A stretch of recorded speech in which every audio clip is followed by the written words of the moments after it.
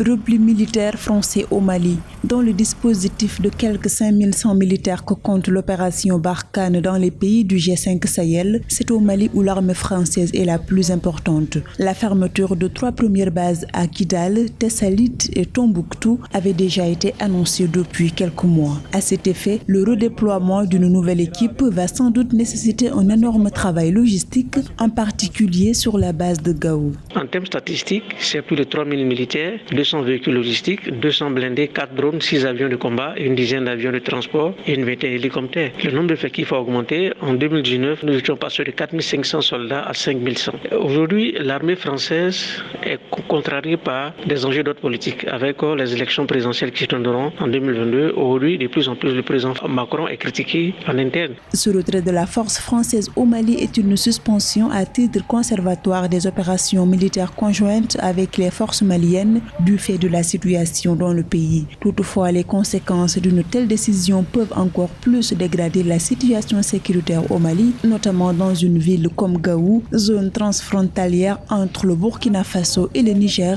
préviennent des observateurs. Il est évident que la présence militaire internationale ne va pas durer au Sahel. Il va falloir que les forces nationales puissent alors prendre le relais. Si rien n'est fait, nous sommes arrivés à un schéma comme le modèle afghan aujourd'hui, où la communauté internationale risque d'abandonner toute la zone sahélienne. Donc aujourd'hui, le Mali doit pouvoir alors permettre à son armée nationale de se renforcer au plan opérationnel. Lancée en 2014, l'opération Barkhane, qui était très controversée, avait remplacé l'opération Serval au Sahel. Elle devrait maintenant être réorientée vers la Task Force européenne Takuba, une coalition de forces spéciales mise en place en juillet 2020 avec un effectif réduit à environ 3000 hommes, dont la portée laisse encore perplexe de nombreux analystes.